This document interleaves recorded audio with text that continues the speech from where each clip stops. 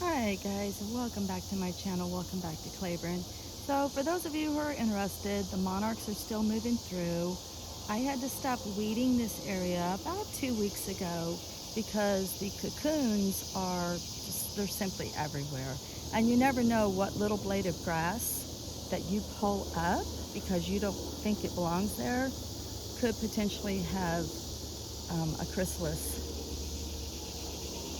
Oh, we have a monarch right next to us. It could have a chrysalis. And yeah, that's Mama there telling you, please, please, leave her babies where she's trusted them to you.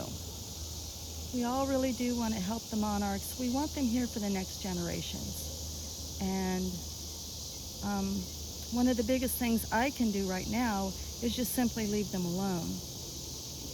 And that's why I don't walk through or even clear out this area of the garden while they're moving through. Because we want all generations to be able to see these beautiful creatures.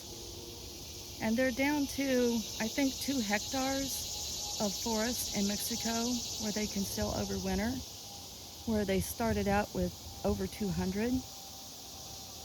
Something like that. I'm not sure of those numbers. I do need to do my research more on that. I know that they're still allowing tourists in during the winters and that you have to walk up the last few miles. Thankfully, you can't even ride horses back up in there because they don't want them disturbed. And so I'm taking the cue from that, and I don't go any closer to my garden right now while it's so flocked with monarchs. And quickly, another thing I want to say is about red blooms and hummingbirds. Let me pan the camera over. So we do have a resident hummingbird, and I've been watching his behaviors pretty much from the very beginning. And you can see these red zinnias in the front.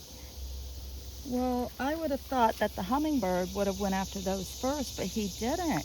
He was after almost every other flower, and then he's just recently started after these.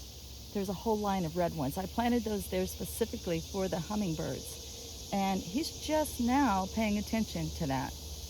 And I did notice him this morning. He's quite aggressively guarding those red blooms from any other hummingbirds. But anyway, I just wanted to give you that little brief. But just in case, like, you want to put in a butterfly garden and you do happen to attract butterflies, just remember that if you plant nectar plants, that's fine. You know, you can go in and weed them. But if you're planting host plants for specific butterflies, you want to make sure you don't weed your garden